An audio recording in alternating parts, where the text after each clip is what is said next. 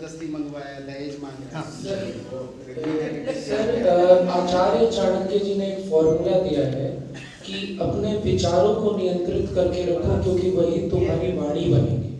अपने वाणी को नियंत्रित करके रखो क्योंकि वही तुम्हारे कर्म बनेंगे। अपने कर्मों को नियंत्रित करके रखो क्योंकि वही तुम्हारे आदतें बनती हैं। अपने आदतों को नियंत्रित करके रखो क्योंकि वही तुम्हारा चरित्र बनता है, और यदि अपने चरित्र को नियंत्रित करके रखोगे तो उसी से तुम्हारा भाग्य बनेगा। तो अगर नीचे से ऊपर चले गए, मैंने ऊपर से नीचे जी जी जी आपने वही चीज समझी थी सर जी।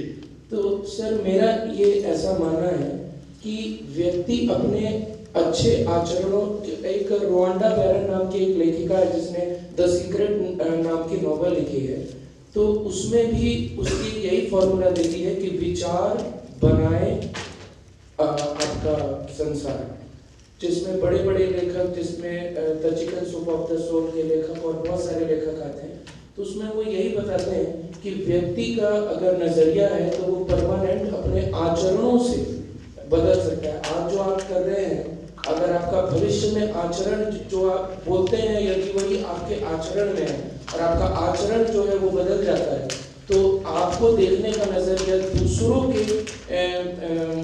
नजरियों में वो बदल जाएगा। वो ये सोचेंगे कि अब आपको नहीं है। आपने बायरन की द सीक्रेट पढ़ी है? द लॉ ऑफ अट्रैक्शन के ऊपर आधारित द है। सीक्रेट किताब पढ़ी है? हाँ जी सर। वो बेसिकली माइंड पावर का है। जी सर, जी सर। बेसिकली वो माइंड पावर का। बट भाई साहब जो आप बता रहे हैं ना, I will not agree with that, क्योंकि किसी के कहने पर मैं अपना आचार विचार सब ठीक कर रहा हूँ। I am a very good person. मैं उनका नज़रिया कैसे बदल सकता हूँ?